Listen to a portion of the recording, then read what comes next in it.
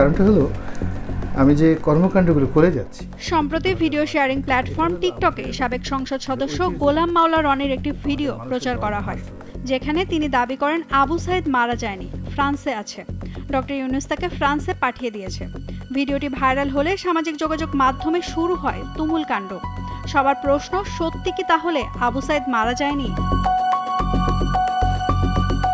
24 December এ বিষয়ে একটি প্রতিবেদন প্রকাশ করে বাংলাদেশের তথ্য যাচাইকারী প্রতিষ্ঠান রিউমার স্ক্যানার। তাদের অনুসন্ধানে দেখা যায় আবু সাইদ মারা যায়নি, ফ্রান্সে আছে। ডক্টর ইউনূস তাকে ফ্রান্সে পাঠিয়ে দিয়েছে শীর্ষক কোনো মন্তব্য করেননি রনি, বরং তার ভিন্ন একটি মন্তব্যের ভিডিও ক্লিপের সাথে আবু সাইদ জীবিত গোপন তথ্য ফাঁস হয়ে গেল গোলাম মাওলা রনি শীর্ষক বাক্য বসিয়ে ডিজিটাল প্রযুক্তির সহায়তায় একটি ভিডিও তৈরি করা হয়েছে।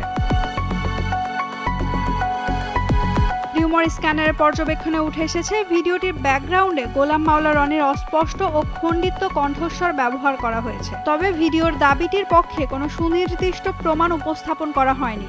মূলধারার গণমাধ্যম বা কোনো নির্ভরযোগ্য সূত্রেও গোলাম মাওলা রনির এ ধরনের মন্তব্যের অস্তিত্ব পাওয়া যায়নি।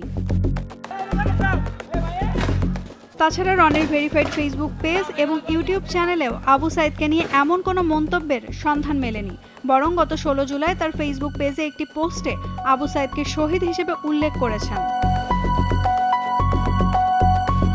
এছাড়া টিভি উপস্থাপক তানভীর তারেকের ইউটিউব চ্যানেলে গত 28 আগস্ট আমি শিওর শহীদ আবু সাইদ খুব লাজুক প্রকৃতির ছিলেন শীর্ষক শিরোনামে প্রকাশিত গোলাম মাওলা রনির বক্তব্যের একটি ভিডিও খুঁজে পাওয়া যায়।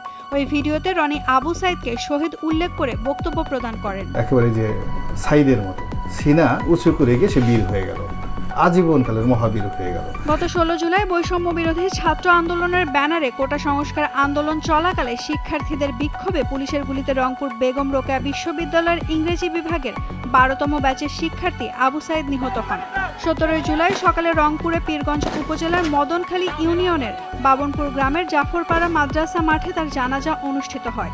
পরে আবু সাইদকে পারিবারিক কবরস্থানে দাফন করা হয়। নাওমিন নাসরিন, ডেইলি সান।